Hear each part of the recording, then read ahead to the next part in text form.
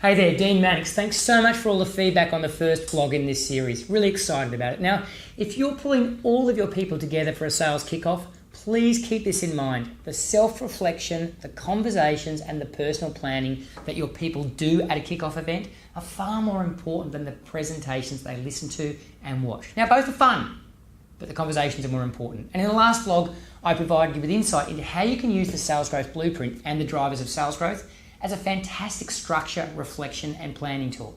Something I didn't mention is the best thing about the blueprint is you don't have to improve all 7 drivers to improve sales results. You see, after 20 plus years of consulting on sales performance in over 25 countries, I can confidently tell you that if you improve any single driver, you'll get an immediate improvement in sales results. And as I mentioned before, at your sales kickoff, the real value comes from the conversations. And in this vlog, I want to share what I believe are the 8 must-have conversations at any kickoff event. And probably throughout the year in your sales coaching conversations as well. Now, for each conversation, I'll provide you with the key questions salespeople should be asked to start off the conversation. And you'll find these really useful for your kickoff event, but also for, they're great coaching questions throughout the year, and they're really useful reflection questions if you're an individual salesperson watching this on your own. Kudos to you if you are. Conversation 1 is all about making sure people consider cause and effect. Now, our results flow from the quantity of our activity, but they also flow from the quality of our activity. And the question each salesperson needs to start with is, what are my goals and what's the most probable, controllable, and efficient way to achieve them? Conversation 2 is all about analysing your existing customers and starting with the opportunities that are right in front of your face. The question you need to be considering is, where are the growth opportunities inside my existing customers? Now, as an example, an advisor I did work with in Canada generated over 70% growth off a big base in revenue over a 12-month period by focusing purely on his existing client base. So if you start with this question, you often realise this is where a significant percentage of your sales and marketing time should be allocated.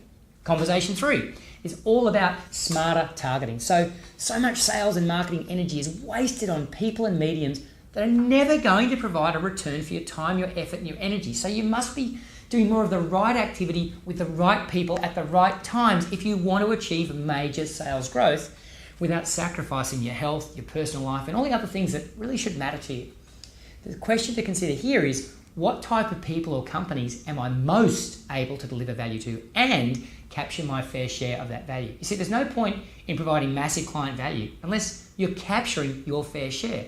And there's also no point in chasing a targeted person or company if you don't feel like you've got some sort of edge over your competitors in relation to delivering value to that customer. Now, a big hint on considering this question is make sure you do an analysis of all the customers you won business with last year and ask yourself why they chose you. Even better, go out and ask them personally. Conversation 4 is all about making sure that you've developed strategies that make you confident in engaging your ideal customers. Figuring out who your ideal customer is, happens in conversation 3, but that's only half and maybe less of the battle. You see, you need to figure out how you're going to attract and engage these ideal customers to talk to you about working together. The question to consider is, what's the most persuasive, efficient, and effective way to attract and engage my ideal customers? You see, people need to know you, like you, need you, and trust you if you want to attract them and engage them. This question is even more important if your analysis on existing customers showed you that new business is going to need to be a big part of your growth strategy. Conversation 5 is all about improving your first meeting and proposal process. Now, I see so many people and teams failing because they have what I call a quoting or a free consulting mentality. The goal is not to provide lots of people with pricing and written solution plans. The goal is to win business and do it with the least amount of time, effort, and energy.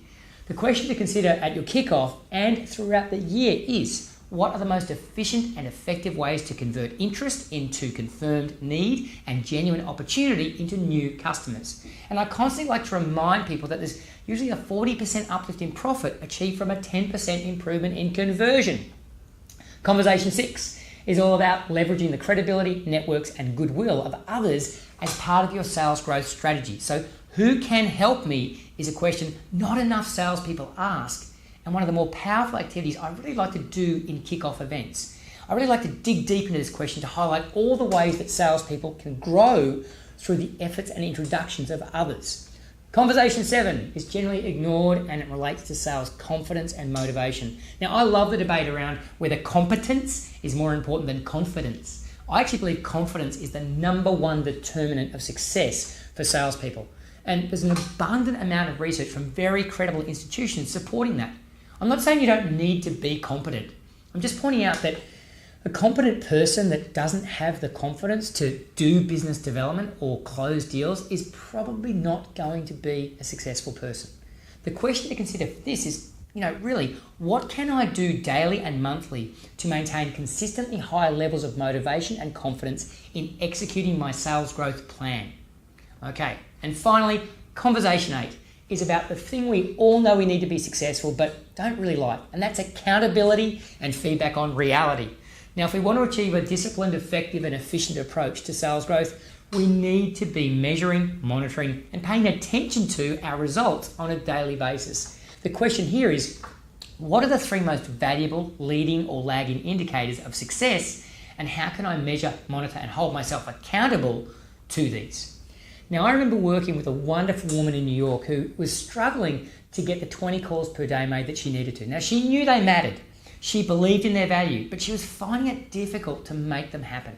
So when she considered this question in a coaching session, what we came up with was a simple plan. She put 20 coins on her desk in the morning, and after each call, she put a coin in a money box. Now, this visual accountability tool enabled her to achieve 35 calls a day as her average for the quarter after she started this exercise. And no surprises, her sales results dramatically improved.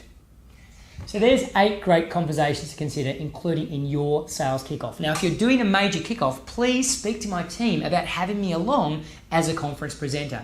And if you're an individual salesperson or you've got a small sales team, come along to our sales kickoff event on February the 12th. Now, all the details are on the website, and there's even a competition to win over $12,000 worth of sales training on the day. So look, here's to a better sales life and a better kickoff event for you and your people.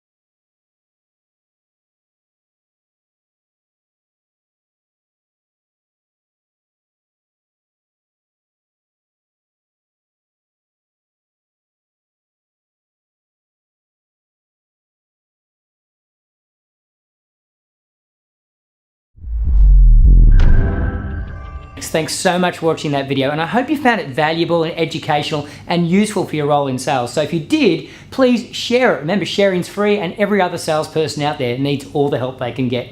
Also, make sure you subscribe to my channel because I've got lots and lots of content coming out and plenty of content inside the channel right now ready for you to digest. Enjoy, and remember, sales is meant to be fun. If it's not, you need to change the way that you're doing it.